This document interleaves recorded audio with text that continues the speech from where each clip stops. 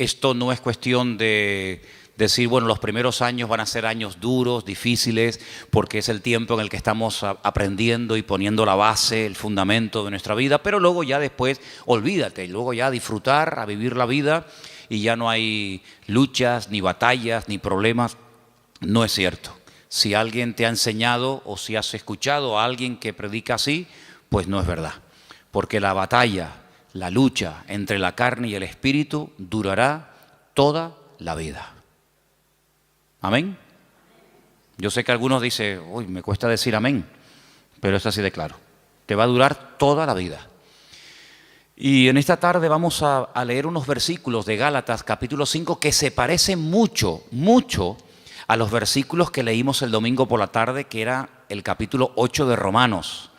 Ahora pues ninguna condenación hay para los que están en Cristo Jesús, los que no andan conforme a la carne, sino conforme al Espíritu. Y vimos cómo el capítulo 8 de Romanos, que es un capítulo extraordinario, donde las palabras clave son carne y espíritu, espíritu y carne, aparecen muchas veces con diferentes connotaciones, con diferentes aplicaciones. Ahora cuando comencemos a leer en Gálatas capítulo 5, verso del 16 en adelante, te va a dar la impresión, te va a dar la sensación de que seguimos leyendo la carta de Pablo a los romanos. Pero no tiene nada que ver con la carta de Pablo a los romanos. Esta es otra. Esta es la carta a los Gálatas. Y voy a comenzar a leer a partir del versículo 16. Digo pues, andad en el Espíritu. Ya esto ya lo había dicho también a los romanos. No satisfagáis los deseos de la carne, porque el deseo de la carne es contra el Espíritu. Y el del Espíritu es contra la carne. Y estos se oponen entre sí para que no hagáis lo que quisierais.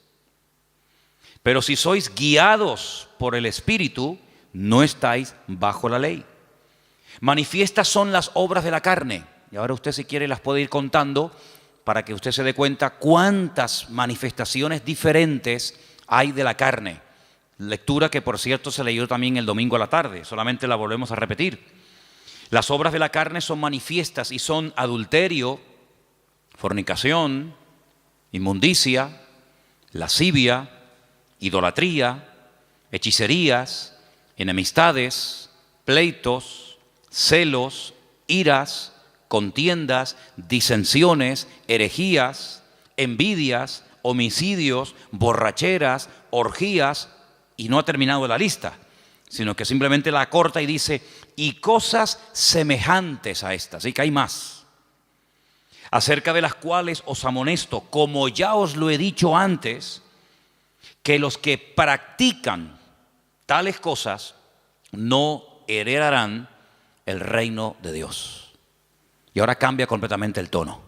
Ahora se va al tema del Espíritu y dice, mas el fruto del Espíritu es amor, gozo, paz, paciencia, benignidad, bondad, fe, mansedumbre, templanza. Contra tales cosas no hay ley. Los que son de Cristo han crucificado la carne con sus pasiones y deseos. Si vivimos por el Espíritu, andemos también por el Espíritu. No nos hagamos vanagloriosos e irritándonos unos a otros, envidiándonos unos a otros. Si Pablo nos presenta un panorama muy real.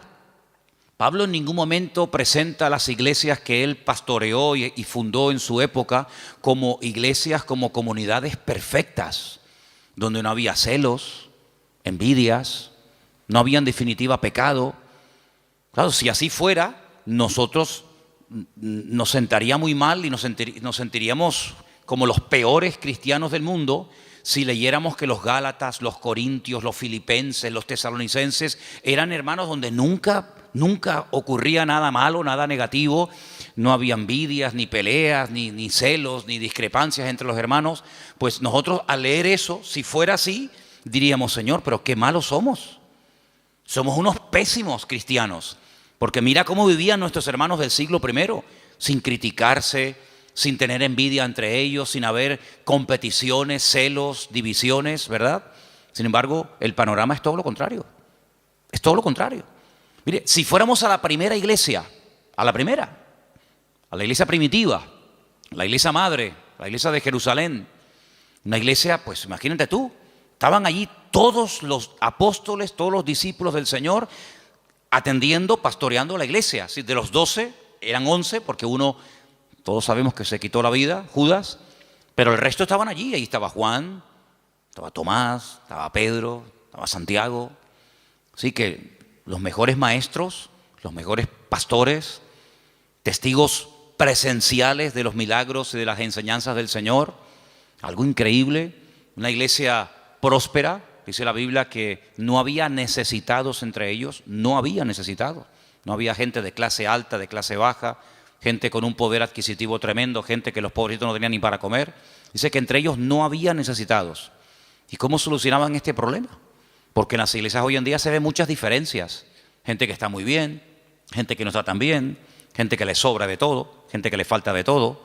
Pues ¿cómo es posible que en aquellos tiempos el Señor diga, y está escrito, y esto ha sido inspirado por el Espíritu, lo cual no es ninguna exageración ni mentira, que en la iglesia no había ningún necesitado? Bueno, pues muy fácil, muy fácil. Dice la Biblia que los que tenían mucho vendían, se desprendían de su patrimonio y lo repartían a los que no tenían. Sí, pero bueno, es que eso es lo que dice la Biblia, que los que tenían propiedades, no todos tenían propiedades, evidentemente, pero los que tenían propiedades, los que tenían un patrimonio muy grande, lo vendían y no se lo quedaban para ellos, sino que dice que lo repartían, lo ponían a los pies de los apóstoles y ellos sabían a qué familias y a qué hermanos y cómo y cuándo repartir, de tal manera que dice que no había. De puertas para afuera, en el mundo, en la calle, habría, imagínate tú, mendigos, necesitados, pero dice que en la iglesia no había necesitados entre ellos, sino que todos tenían todas las cosas en común. Entonces, claro, muchas veces la gente dice, pero hermano, las cosas que se leían en la Biblia, aquellos milagros, aquellos acontecimientos tremendos, hoy en día no se ven. Hombre, evidentemente, ¿cómo se van a ver?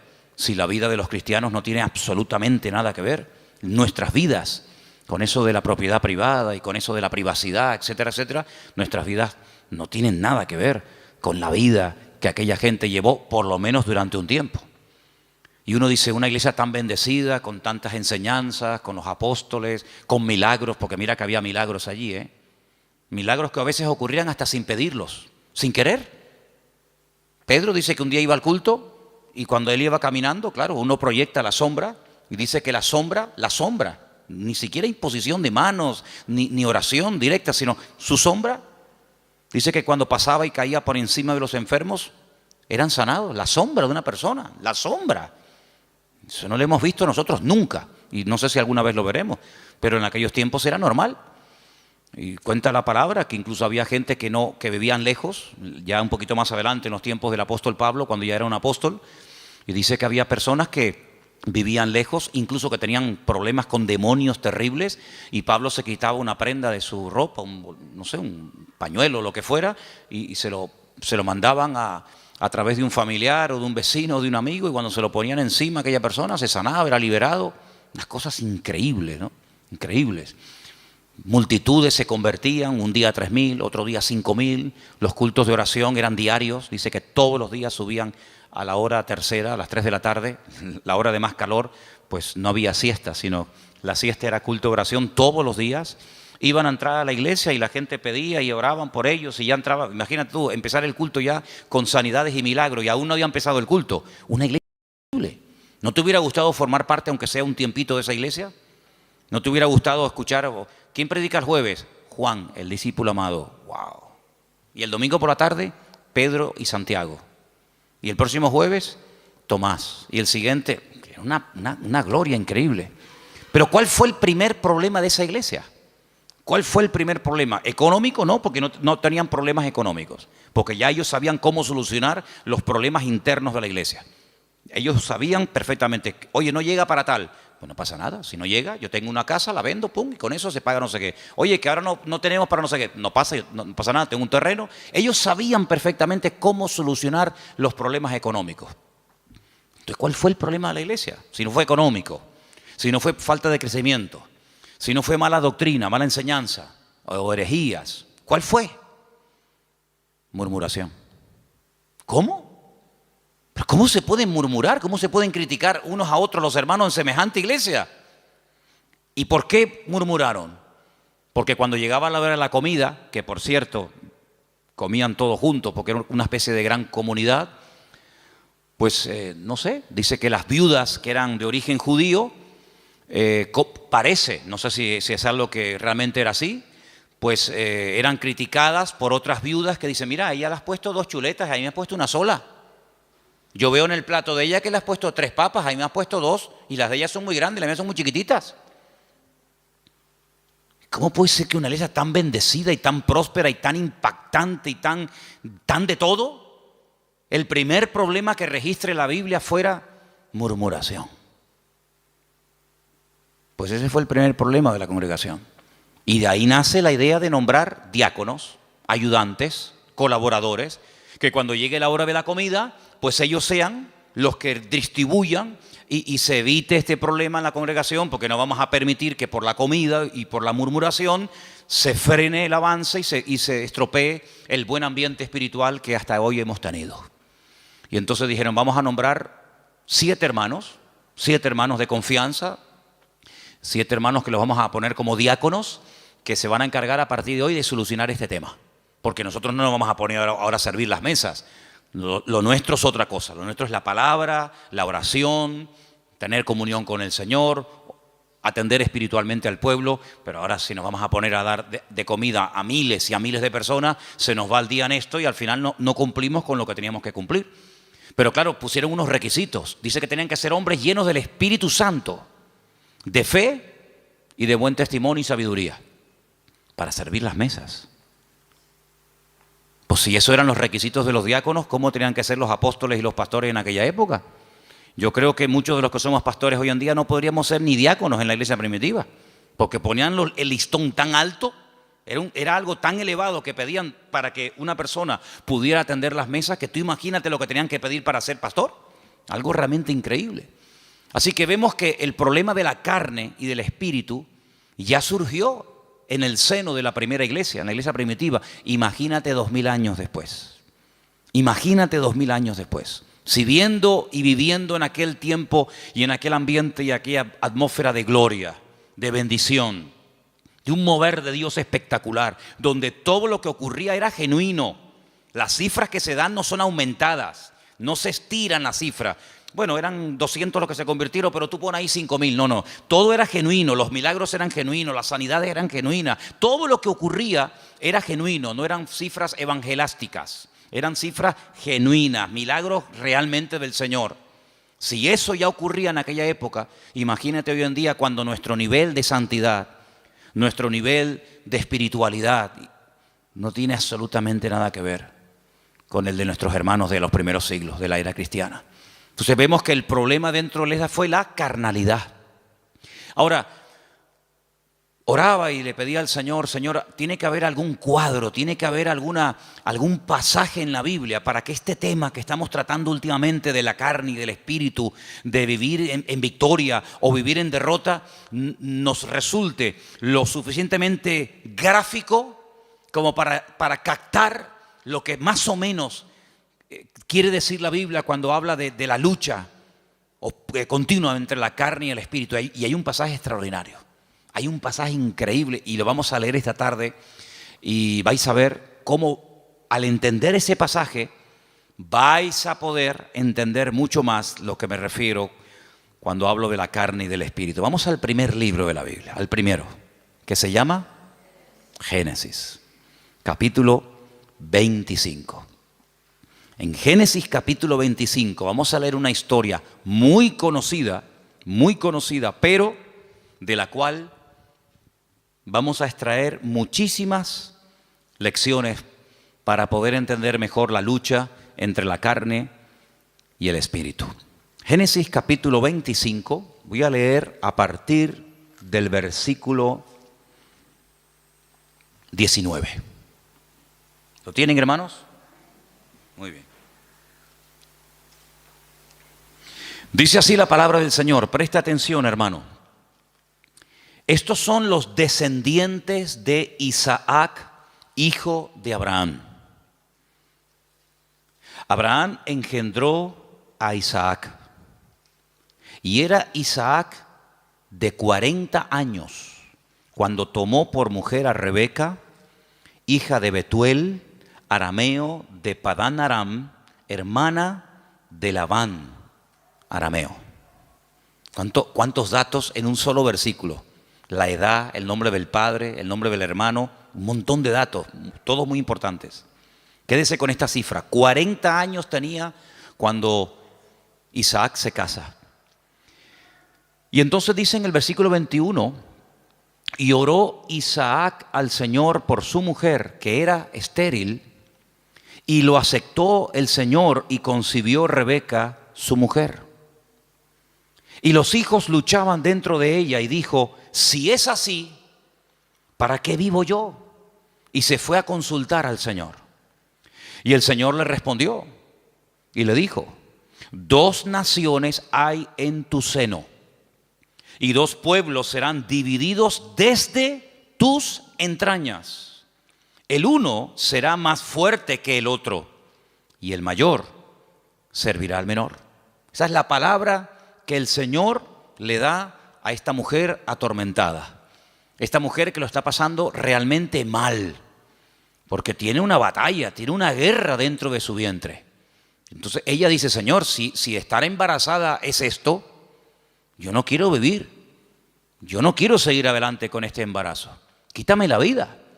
Y entonces ella se va y se refugia en el Señor y le dice, Señor, explícame qué es lo que aquí está pasando.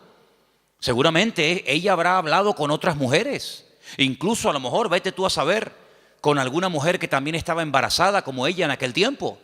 Y seguramente alguna le habrá dicho, oye, pues yo no sé, yo no te entiendo porque a mí no me está pasando nada de lo que tú estás diciendo.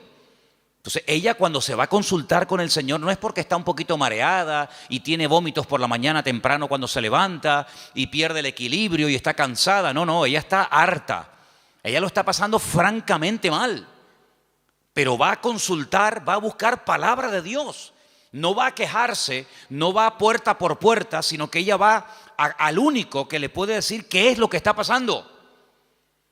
Ella va al Señor y desahoga su alma delante del Señor y el Señor le habla y le da una palabra tremenda. Mira, no llevas 1, llevas 2. Y son 2 pueblos. Y están peleándose desde tu vientre. Y siempre será así. Y el mayor servirá al menor. Y entonces ya ella más o menos entiende qué es lo que está pasando. Seguimos. Versículo 24.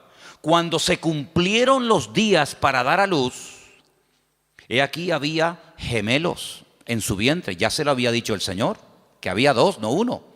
Luego, aquí vemos que la primera parte de la palabra, no llevas 1, sino llevas 2, se está cumpliendo. Cuando ella vio salir 1 y vio salir al otro, ella seguramente habrá recordado lo que el Señor le había dicho. 2, llevas 2, no 1, 2. Luego, si la primera parte de la palabra se ha cumplido, prepárate porque la segunda también se va a cumplir. ¿Cuál es? Que se van a llevar como el perro y el gato. Que el mayor va a terminar sirviendo al menor. Que están divididos, enfrentados, peleados desde el vientre, ya están peleándose. Imagínate cuando sean grandes. Entonces dice en el versículo 25 que salió el primero. Dice rubio, ahora hablaremos acerca de eso. Y era todo velludo, como una pelliza. Y llamaron su nombre Esaú. Fíjate que en el versículo 25 dice, y salió el primero. Ahora tendría que decir el siguiente versículo, y salió el segundo, ¿sí o no? Pues no dice eso.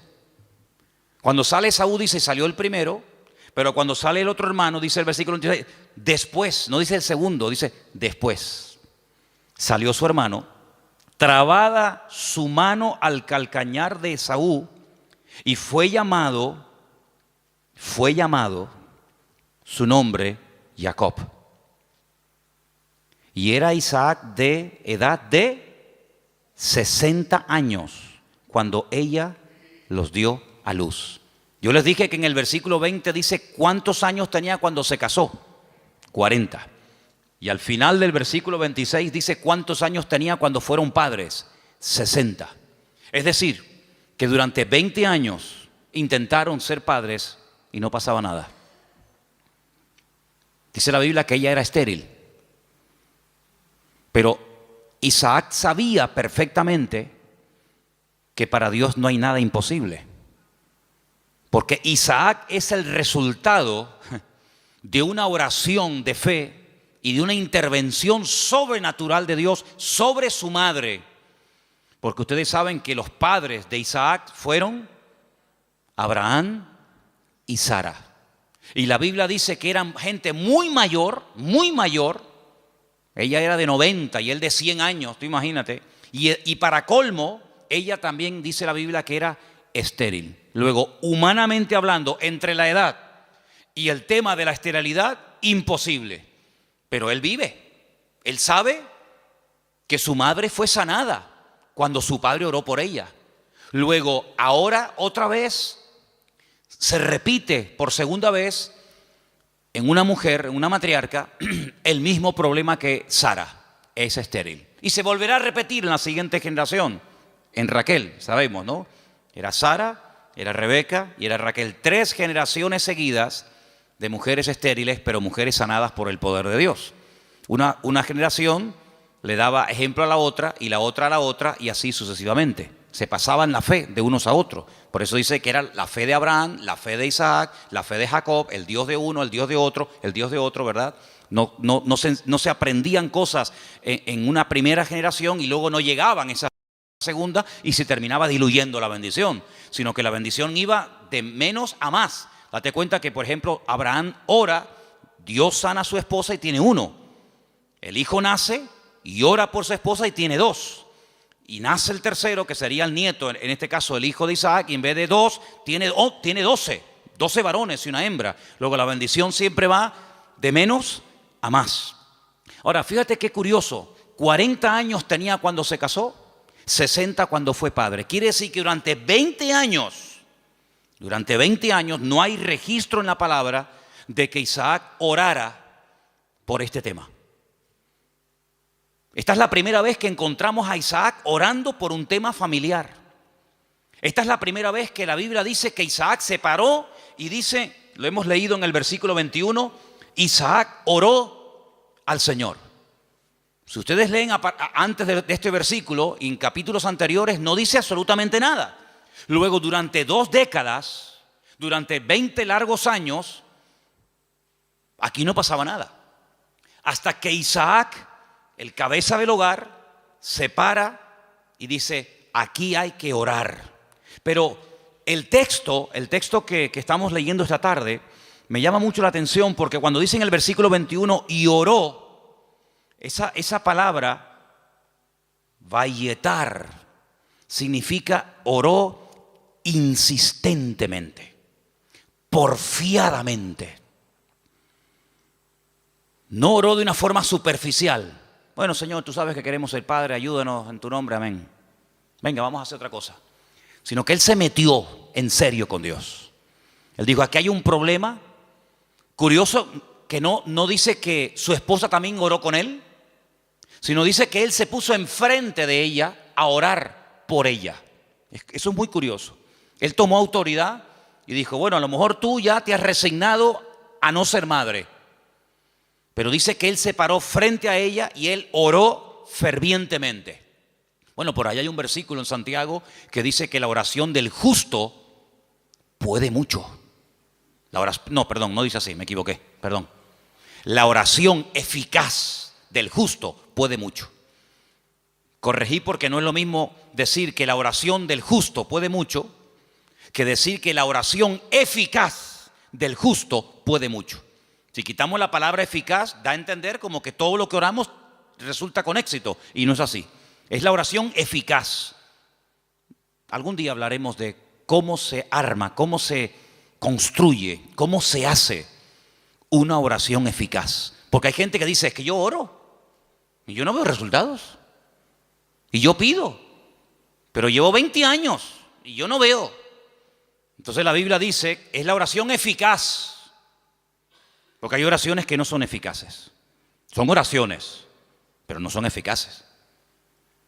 Y una vez conté aquí que Alejandro Magno tenía en su guardia personal Un grupo, creo que eran como de 400 y pico mujeres, que las llamaban las amazonas, que eran mujeres que se cortaban un pecho, amazonas, con un solo pecho, se quitaban un seno, porque eran las mujeres que tenían que protegerlo a él, era su guardia pretoriana, por decirlo de alguna manera, era su seguridad privada, personal, y las mujeres, lógicamente, al tener pecho, pues no se puede pegar el arco como un hombre se lo puede pegar y de esa manera apuntar, sino que al no poderse pegar el arco, la flecha no sale como tiene que salir. Entonces se sacrificaban por su rey, se cortaban un seno, pues se llama amazonas, con un solo seno, y de esa manera, donde ponían la flecha, o donde ponían el ojo, ponían la flecha. Entonces eran personas que se sacrificaban, se amputaban un miembro de su cuerpo con tal de cumplir con su cometido. Bueno, el Señor dijo una vez que si tu ojo te produce problemas, que te lo arranque. O si tu problema no está en los ojos, sino en las manos, pues arráncatela o córtatela. Porque mejor es entrar tuerto, ¿no? Se dice tuerto, ¿no? Mejor es entrar con una sola mano que no entrar. Entonces, si hay algún miembro de tu cuerpo que te está causando problemas, pues ya sabes lo que tienes que hacer. Si lo quieres tomar simbólicamente o lo quieres tomar literalmente, tú verás. Pero tú tienes la responsabilidad de cortar, de quitar de tu vida todo aquello que te está impidiendo obtener resultados.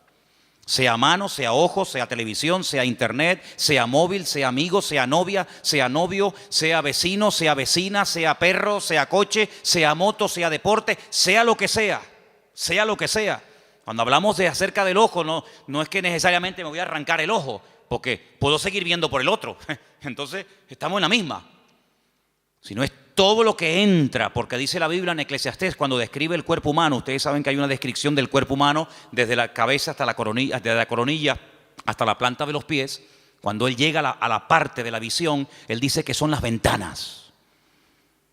Las ventanas. Y el Señor dijo, si tu ojo es bueno, si lo que tú ves, si lo que entra por las ventanas es bueno, todo tu cuerpo estará lleno de luz. Pero si tú abres la ventana, que son los ojos son las ventanas del alma. Con el alma tú la alimentas con lo que ves. La carne se alimenta con lo que ves. De hecho, lo que ves es lo que después la carne desea. Entonces, de ahí viene el refrán, ojos que no ven, corazón que no siente, ¿verdad? Entonces, cuando tú tienes las ventanas abiertas, pues tienes que saber seleccionar, porque hay cosas que mejor no verlas. Y exactamente es con la mano. La mano es, digamos, el miembro que habla acerca de lo que hacemos. Los ojos lo que miramos, lo que deseamos, lo que anhelamos, donde ponemos la visión, que después nos lleva a la acción, de la visión a la acción. Pero la mano representa la acción en sí misma. Hacemos con las manos. Cristo sanaba a los enfermos con las manos, tocaba a los enfermos, multiplicaba los panes y los peces. Las manos son, digamos, el medio, hablando de una forma simbólica, de lo que hacemos, de lo que ejecutamos. Entonces, si lo que estás haciendo o lo que estás viendo, lo que está entrando en definitiva en tu mente y lo que posteriormente sale te está causando problemas, tienes que tomar medidas preventivas primero. Si ya no funcionan las medidas preventivas, entonces otro tipo de medidas, pero lo que no puede ser es que la carne esté superando la vida en el espíritu, porque dice la Biblia que los que viven en la carne no pueden agradar a Dios. Y los que son guiados según la carne van a la muerte, a la destrucción. Por lo tanto, hay esa lucha que vemos desde el vientre de la madre de esta mujer, de Rebeca, con estos dos hijos. Ahora, después dice, en el mismo versículo 21, cuando yo he dicho vayetar, significa orar porfiadamente, insistentemente, en el mismo versículo, cuando dice, y aceptó el Señor, ¿lo veis? Es la misma palabra, pero se pronuncia de una forma diferente, vayater. Vayater, vayatar, vayater. Se escribe igual, pero las vocales se ponen diferentes. ¿Y saben lo que significa eso? Aquí se ha traducido por aceptó el Señor. Aceptó el Señor. Significa que convenció a Dios. Dicho de otra forma, Dios se dejó convencer por la oración de Isaac. Es increíble. Dios se dejó convencer. A ver, ¿qué quieres? Presenta argumentos. Preséntame argumentos. ¿Por qué quieres ser padre? No tenemos la oración de Isaac, solamente tenemos el hecho de que oró Isaac al Señor y el Señor dijo, está bien.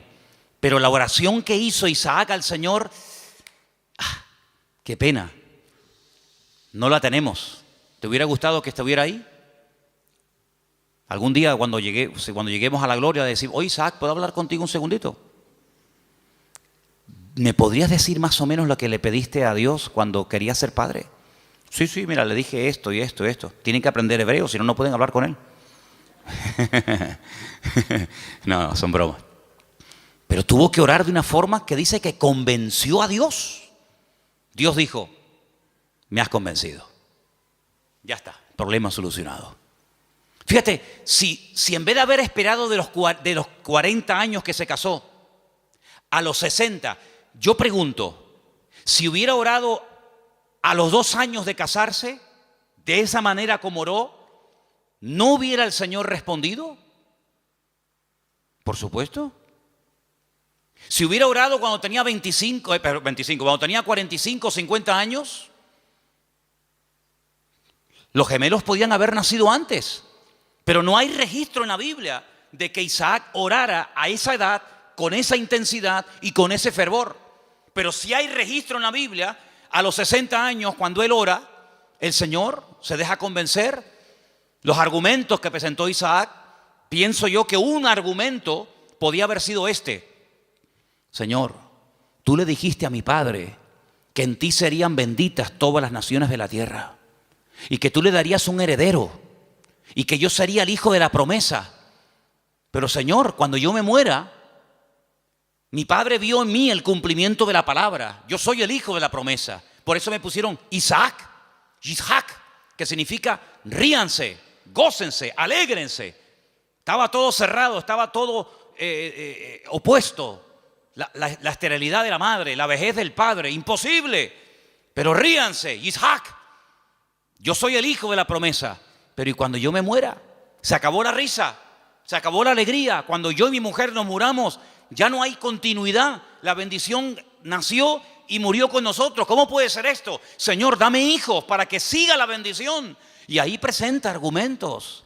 Y ahí, en el buen sentido de la palabra, Isaac dialoga, discute, pelea con Dios en oración y dice, Vayater, Dios se dejó convencer.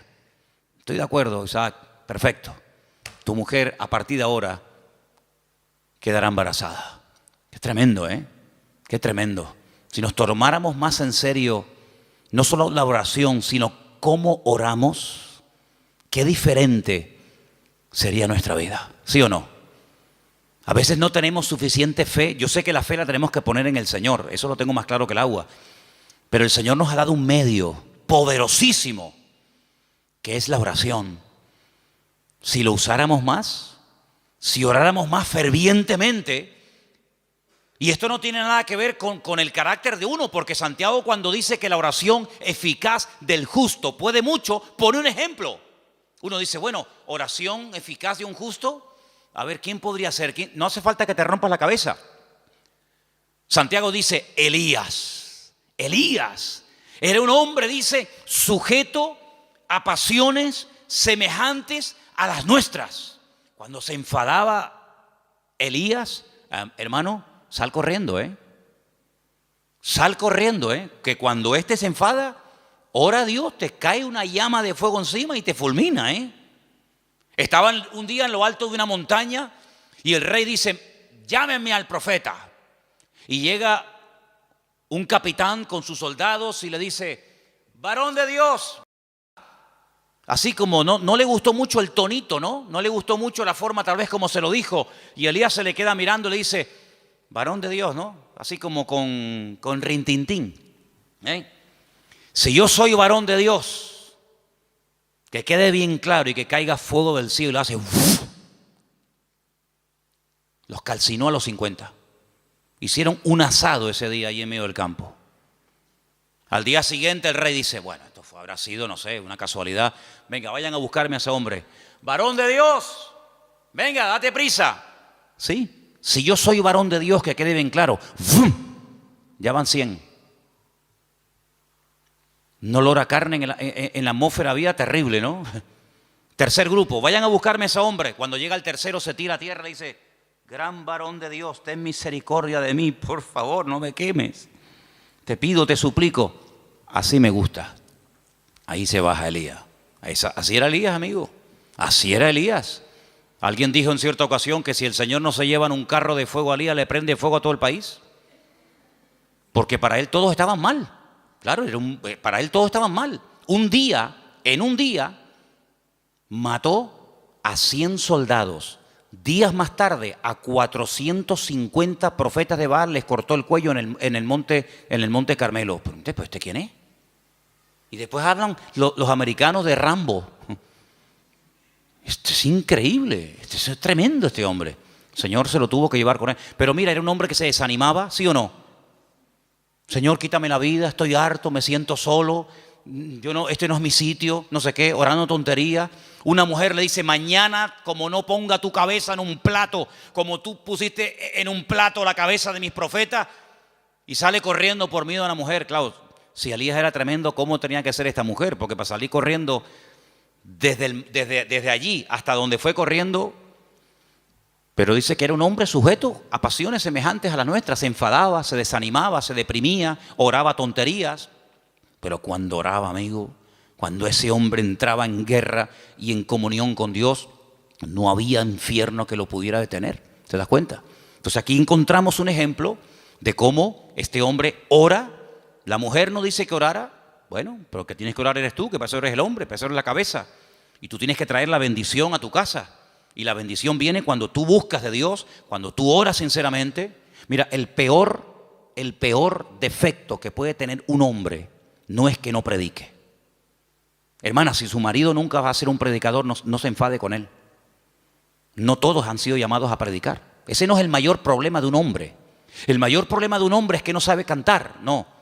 Hermano, hay hermanos que el Señor los bendiga. Por ahí no van los tiros. Es que a mí me gustaría tener un hombre que cante. Sí, pues mire, le tocó. No hay más, hermana. El problema de un hombre no es que no canta o no predica. ¿Tú sabes cuál es la peor desgracia que puede tener un hombre? Que no sepa orar. Ese es el problema más grande que puede tener una mujer, es que su marido no ora, que no sepa orar. Porque este hombre, cuando oró fervientemente y oró porfiadamente, insistentemente, automáticamente en la casa, todo cambió.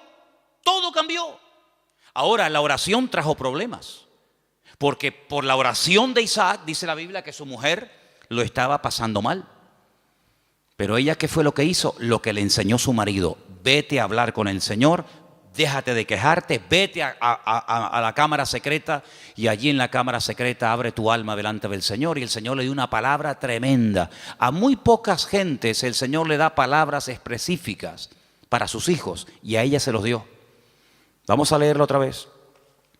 2 naciones hay en tu seno, 2 naciones, 2 pueblos serán divididos desde sus entrañas. Es imposible la convivencia.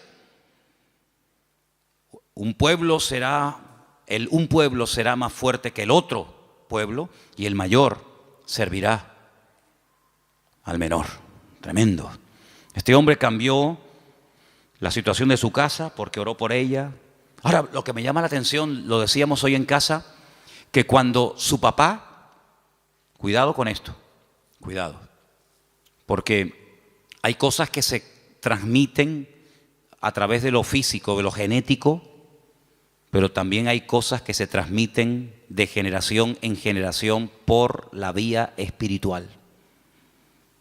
Si me sacan una célula de mi cuerpo, cualquiera que sea, y extraen un ADN de mi pelo o de donde sea, en un 99,9% ese ADN dirá que yo soy hijo de fulano de tal. Es inevitable, totalmente inevitable. Las famosas pruebas de paternidad. No, es que ese hijo no es mío. Sí, hazte una prueba de paternidad y ahí, amigo, ahí sale. O eres o no eres. Bueno, tal vez no. O eres o no eres. Lo genético, queramos o no, se transmite de generación en generación. ¿Y lo espiritual? Porque dice la Biblia que somos espíritu, alma y cuerpo. Luego transmitimos la genética y como lo natural es un reflejo de lo espiritual, lo he dicho ya 1.000.000 de veces, pues si transmitimos lo genético, si transmitimos lo físico, lo espiritual, no te quepa la menor duda.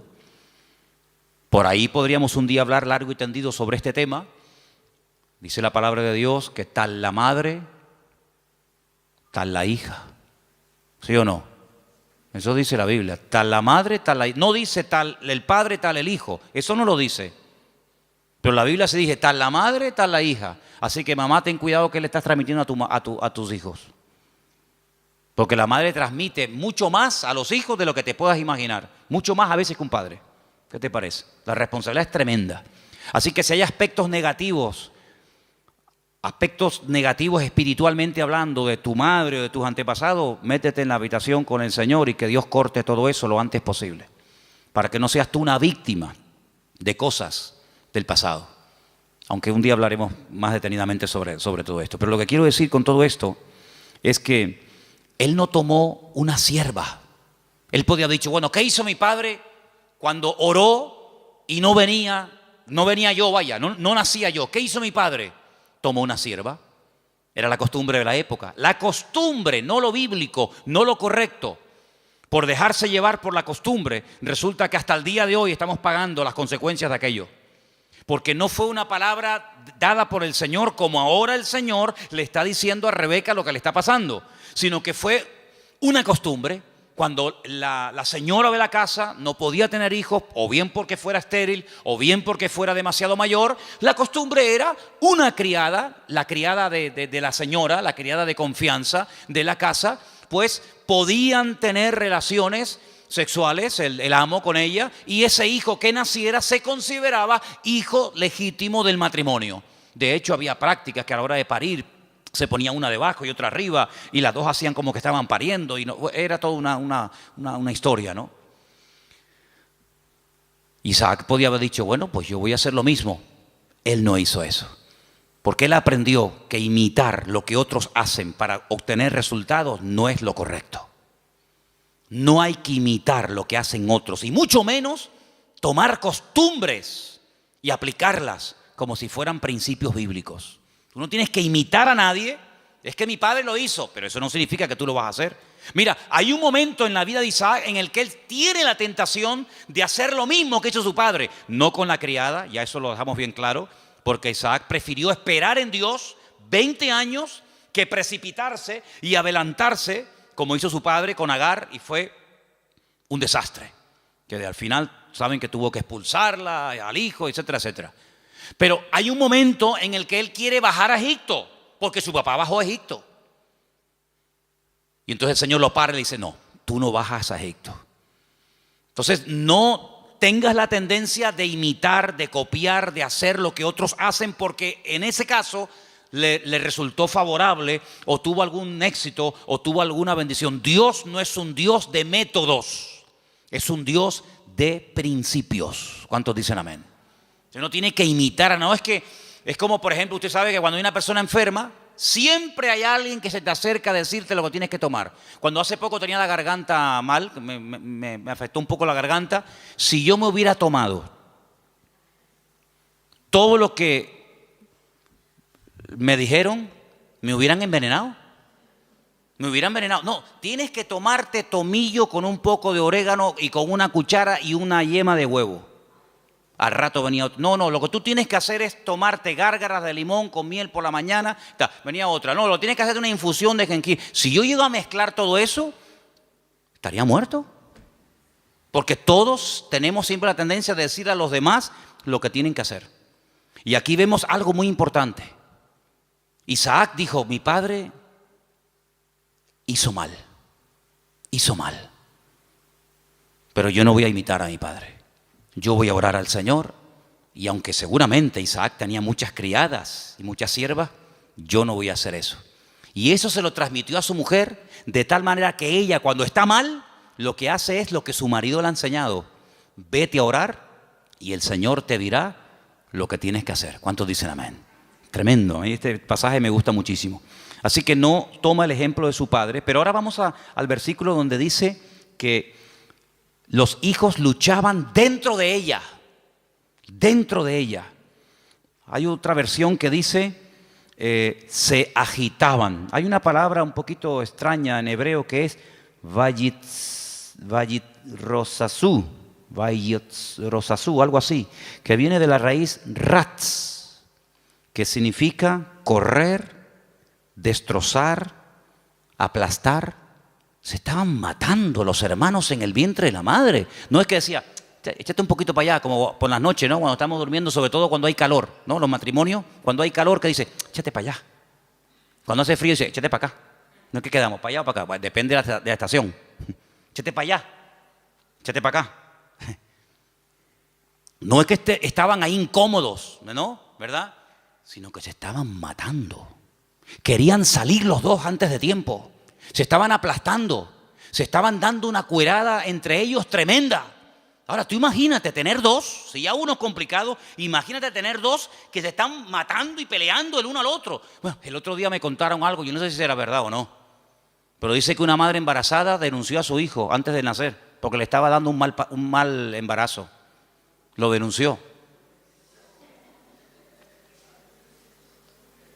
Y dice que un juez aceptó la denuncia y que cuando salga niño, no sé, lo llevarán a comisaría o le pondrán a la esposa, yo no sé. Denunció al hijo porque le estaba causando problemas al embarazo. Oye, hay que estar de verdad. Después dicen que nosotros estamos locos, pero el mundo está, bendito sea Dios. Denunció al bebé que aún no ha nacido. Imagínate tú, su propia madre. Pórtate bien, que te portes bien, que no te muevas. Imagínate dos peleándose ahí, matándose y pellizcándose y pegándose puñetazos. Es que hay dos dentro. Y uno es completamente diferente al otro. Y ahí es el cuadro que yo estoy utilizando esta tarde para reflejarles la realidad de la batalla que hay entre la carne y el espíritu.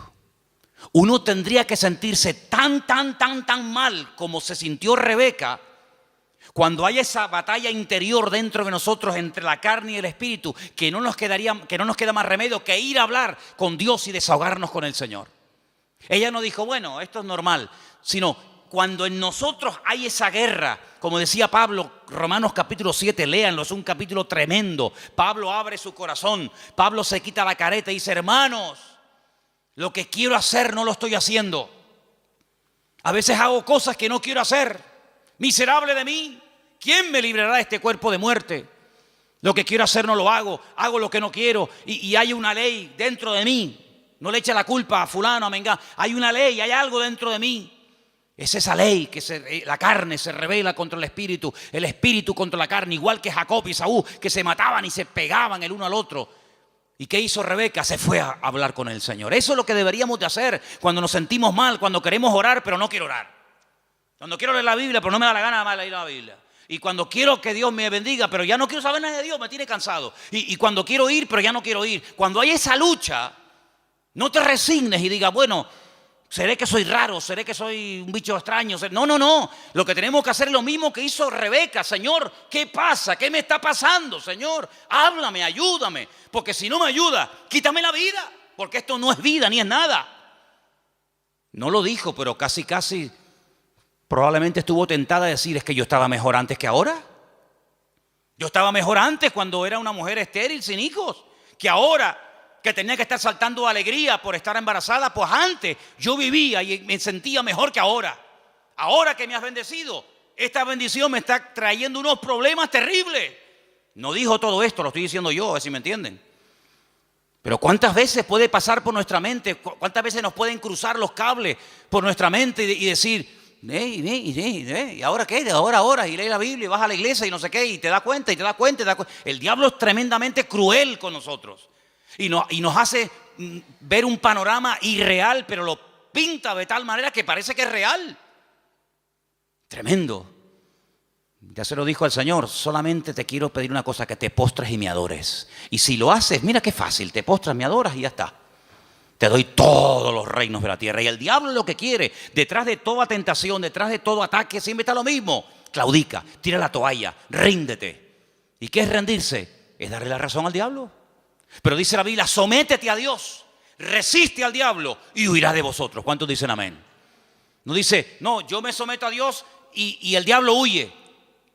Es que no dice eso. Es que no dice eso. Como tú te estés montando una vida cristiana diferente a los principios que dice la palabra, te vas a llevar cada palo, te vas a llevar cada desilusión, porque ves que haces las cosas y no funcionan. Y no hay nada peor que hacer algo y ver que no funciona y te enfadas con Dios. Someteos a Dios, someterse a Dios. ¿Qué es someterse a Dios? Habrá que explicar a estas alturas lo que es someterse a Dios. Hermano, rendirse a Dios sin condiciones. Es que yo siento, es que yo creo, es que a mí me parece, es que yo haría. Someterse, rendirse. Tú has perdido la guerra, el que manda soy yo. No me digas a mí dónde tienes que vivir, cómo tengo que vestirte, cómo tengo que tratar, porque tú te has rendido. El que he ganado soy yo, y el que gana la guerra le dice al vencido cómo tienen que hacerse las cosas. No me vengas a poner condiciones. Someterse a Dios, rendirse a Dios. Ya no vivo yo. Muy bien, perfecto, perfecto. Ahora que te has sometido, ahora que te has rendido, ahora puedes resistir. ¿A quién? Al diablo. Y huirá, tiempo futuro, huirá. Pero no me dices cuándo. No. Te digo el presente, sométete, resiste. Tiempo presente, y en futuro la victoria, huirá. Es decir, si tú te has sometido a Dios, tú sabrás, yo no sé. Si tú te estás sometiendo a Dios diariamente, porque no es que me sometí el domingo pasado y durante toda la semana hago lo que me da la gana. No, me someto el lunes, me someto el martes, me someto el miércoles, me someto cada día, cada instante de mi vida. Si yo me estoy sometiendo, yo tengo que resistir el lunes, el martes, el miércoles. Y si no se ha solucionado el problema, si no ha huido el enemigo, si no se ve un rayo de luz en el horizonte, ¿qué hago? Pues quiere decir que tienes que seguir sometiéndote a Dios y resistiendo, sometiéndote y resistiendo. ¿Hasta cuándo? Hasta que huya. Ese es el objetivo, hacer huir al enemigo, ¿sí o no? Cuando tú te montas en un avión, imagínate que te vas de aquí a Madrid y por el camino dice, señorita, una preguntita por favor. ¿Estas turbulencias es normal? Sí, es normal. ¿No me podría dejar usted a mí por el camino, por favor? ¿Cómo? ¿Cuánto tarda esto? 2 horas y media. ¿2 horas y media?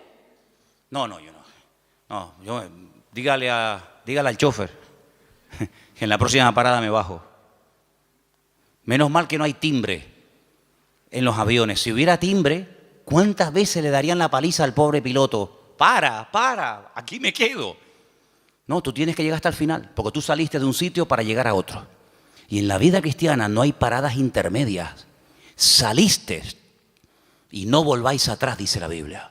El Señor le dijo al pueblo de Israel, no hagan otra vez nunca este camino de vuelta. Yo los he sacado de allí para llevarlos a la tierra de prometida, la tierra que fluye leche y miel. No se les ocurra nunca más, ni a ustedes, ni a vuestros descendientes, hacer el camino de vuelta a Egipto, porque no hay marcha atrás.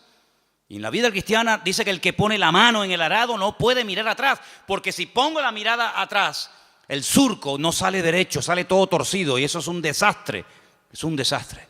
Por lo tanto, vemos en este pasaje que se oró, se obtuvo resultados, pero lo que queremos hablar con todo esto es de la diferencia de Saúl y de Jacob, para después darnos cuenta de lo que es la carne y de lo que es el espíritu. Serían divididos, separados, enfrentados desde el vientre de su madre. Es decir, convivencia cero, imposible. Cuando hace años, ¿se acuerdan los que estaban? Algunos todavía no saben esto, pero cuando estábamos en el puerto de la Cruz y en una de las casas que hay allí, ¿se acuerdan ustedes que vinieron aquellos santeros? Eran cubanos, total, ¿qué más da? Pero eran cubanos. Hubieran sido japoneses, pues digo, santeros japoneses, aunque nunca me imagino un santero japonés, pero bueno. Vinieron aquellos santeros japoneses y lo primero que me dijeron el primer día, dice, venimos a por ti, por tu casa, por tu iglesia, por tu ministerio, vamos a destruirte. Ya. Yo miré así para que no hubiera ningún hermano y me escuchara. Porque algunos cuando a lo mejor vieron a Cristo volcar las mesas y se sacó el cinturón, dijeron, ¡ah! El Señor se enfadó. Sí, se enfadó, porque hay momentos para enfadarse. Entonces el Señor volcó las mesas y lo volcó correctamente. No se equivocó. ¿Ustedes creen que se equivocó el Señor? Lo hizo todo perfecto. Pues yo le dije aquello, digo, ay amigo, ustedes no saben dónde han caído. Y una serie de cosas más. Entramos en guerra, claro, entramos en guerra. Mataron palomas. Me iba por las mañanas allí, tenían todo el patio lleno de huevos, de plumas, de sangre, un pavo degollado, velas negras, cocos, no sé qué. Y yo digo, tú sigue haciendo lo que quieras. Sí, haz lo que quieras. Como si quieres matar una piara de cochinos aquí en el patio, me da exactamente igual. Y el Señor me dio una palabra orando una noche en el muro allí en Jerusalén. Y me dijo, de aquí a poco se irán y no los verás nunca más. Mirarás y el malo ya no estará. Y nunca más lo verás. ¿Qué te parece? Entramos en guerra, se fueron, no como vinieron. Cuando alguien viene a hacerte daño no se va igual que como vino. No. En el mundo espiritual no, en el mundo puede ser, pero en el mundo espiritual cuando alguien viene a hacerte daño no se va igual que cuando vino, se va peor, se va dividido. Dice, por un camino viene y por 7 se marchan. Sí, la reacción a nuestro favor siempre es en contra del enemigo, evidentemente. Y llegó un día en el que yo dije, ya está, se acabó. Uno de ellos me llamó aparte y me dice, ¿puedo hablar con usted? Ya cuando a mí me hablan de usted, yo digo, qué curioso. Ya me habló de usted. Y me dice, ¿por qué no llegamos a una convivencia? Así me dijo, esa fue su palabra. ¿Por qué no llegamos a una convivencia? Y le dije, jamás en mi vida, por encima de mi cabeza, yo jamás conviviré con ustedes. Hijos del diablo, les dije. Que vienen aquí ustedes a hacer daño. Convivencia en absoluto. La única convivencia que hay es que ustedes quemen toda esa basura, lleguen adentro a la iglesia, se conviertan y le pidan perdón a Dios por lo que están haciendo. Se fue, imagínate tú, como un saltaperico. ¿Qué te parece, amigo? Convivencia, principio del fin. ¿Ya quieren convivir? Pues ya saben que no pueden, vamos a convivir. No habrá nunca convivencia entre Esaú y Jacob, jamás. Es más, la debilidad y la derrota de uno fortalece y le da la victoria al otro. No pueden estar los dos como cabeza. Cuando uno está como cabeza, el otro tiene que estar como cola. Y cuando el otro está como cola, el otro está como cabeza. Es algo antagónico. No pueden estar los dos en la cúspide de la pirámide. O uno está arriba o el otro está abajo. De hecho, cuando uno está arriba es porque se ha fortalecido con la debilidad del otro. Y cuando el otro está abajo es porque su fortaleza la ha perdido y la ha tomado el otro que le ha vencido. Eso es así en el mundo espiritual. No puede haber convivencia entre la luz y las tinieblas. Donde hay luz, no hay tinieblas. Y donde hay tinieblas es porque hay ausencia de luz. Pablo utiliza todo esto y dice, hermanos, qué común unión puede haber entre Satanás y Cristo. ¿Qué común unión puede haber entre la luz y las tinieblas, entre un inconverso y un creyente? Ninguna. Por eso dice, no se unan. El mundo quiere unirse, claro. Para el enemigo eres atractivo, para el enemigo eres un trofeo de guerra. Pero le dice el Señor al creyente, no al inconverso. Al creyente dice, no te unas. Él querrá unirse contigo. Hay gente del mundo que se enamoran de chicas cristianas. Hay chicos de la calle que se enamoran de chicas y los del mundo claro, porque tienen un atractivo, tienen una gracia de Dios. Pero tú enamorarte de uno del mundo, ¿estás loco o qué? Es convertirte en tinieblas siendo luz, amigo. Es increíble. No hay ningún tipo de convivencia y por eso lo que el Señor le está diciendo a esta mujer, a Rebeca, es que no habrá convivencia ni dentro ni fuera, ni cuando son chicos ni cuando son grandes. Y cuando los dos nacieron, dice la Biblia que uno era de una manera y otro era de otra. Es decir, natural reflejaba lo distinto que eran el uno del otro. Y eso es lo que tenemos que tener en cuenta para darnos cuenta de que vivir en la carne es totalmente opuesto a vivir en el espíritu. Y no he terminado, mira todos los apuntes que tengo aquí apuntes para una semana, pero quiero terminar diciendo algo, escúcheme bien. Si alguien se pregunta, ¿y puedo vivir un poquito en la carne y un poco en el espíritu? Por ejemplo, sábado hay culto de jóvenes, ¿no? ¿Sí o no? Bueno, pues el sábado canto, oro, alabo a Dios. El domingo también, porque hay culto, entonces tengo que portar bien. No puedo comportarme mal, ni decir palabrotas, ni... Sábado y domingo está bien, total. Pero claro, ya el lunes, el martes que no hay culto, el miércoles que no hay culto, entonces no has entendido nada. Porque no se puede convivir, no se puede vivir en la carne y en el espíritu. Hubo un hombre en la iglesia de Corinto que estaba dentro de la iglesia, dentro del cuerpo de Cristo, pero estaba viviendo en la carne. ¿Sabéis el caso, no? Dice la Biblia que el pecado que estaba cometiendo, cuando Pablo se lo comenta, dice, oye, pasa esto y esto. ¿Cómo? Dice, lo que ese hombre está haciendo, el pecado que está cometiendo, ese perverso, lo llama así la Biblia, perverso, que viene de pervertido. Dice, ni los del mundo lo practican. Ni los del mundo están viviendo en tanto desorden como ese que se llama hermano, pero se ha metido dentro de la congregación y no tiene nada que ver con una vida de un cristiano. Pablo dice, yo ya lo tengo claro. Bíblicamente dice, yo ya he juzgado ese caso. Yo ya lo he juzgado. Juntaos vosotros con mi postura, con mi espíritu, con mi determinación y cogerlo y sacarlo de ahí. Entréguenselo a Satanás para que destruya la carne a ver si su espíritu se salva. Una cosa increíble. Entonces le dijeron, mira, ven para acá, aquí no puedes venir más. Te estaba acostando con la mujer de su marido, de su padre, que a lo mejor no era su madre, pero podía ser la madrastra. Estaba teniendo relaciones sexuales con la mujer de su padre.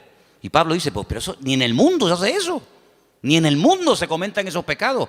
Cójalo, dice que lo echaron fuera para que Satanás lo zarandeara, lo sacudiera. Cuando tú sales de la iglesia, el diablo te dice, ven. El 4 de junio tú estabas aquí en la plataforma llorando, diciendo, Señor, usa mi vida, voy a servirte, cuenta conmigo, diablo, te reprendo, te ato. Y el diablo escuchando. El diablo dice, hoy está eufórico, hoy está animado, le tocó el mensaje, está potente. Espérate la semana que viene. Cuando estás, no voy más a la iglesia, estoy desanimado. No sé qué. El diablo dice, ven para acá. ¿Qué me dijiste tú el otro día por la tarde? Te reprendo, diablo, fuera, diablo. Ven, te mete una sacudida en un minuto que tus 6 meses de cristiano te los tira por tierra, amigo. Te mete una tunda que en algunos casos algunos ni se levantan. Fíjate lo que te digo, Cuando ustedes oren, ustedes se están comprometiendo. El mundo espiritual oye, los demonios oyen, los ángeles oyen, Satanás oye, Dios oye. Y el mundo espiritual tiene...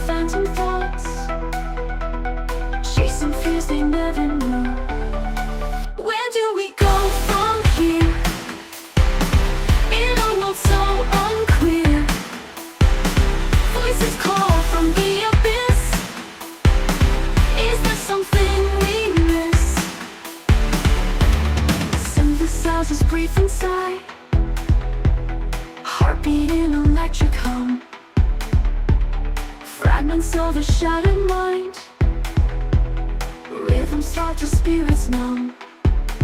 In the silence, can you hear harmony with every tear? Symphony of restless souls, an eternal burning cause.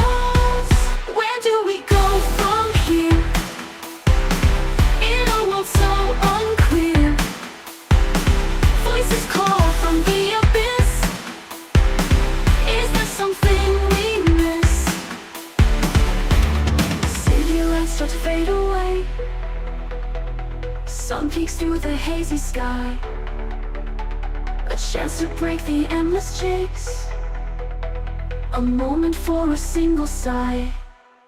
Maybe this is where we start, a brand new map within our hearts. The whispers turn to guiding stars, embrace what truly scars.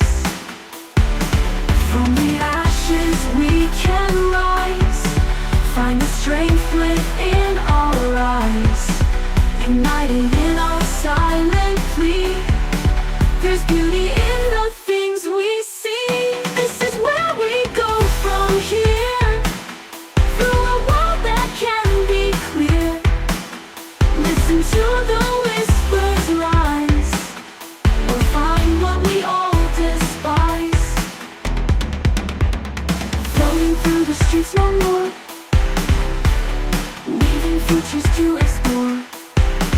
The ghosts of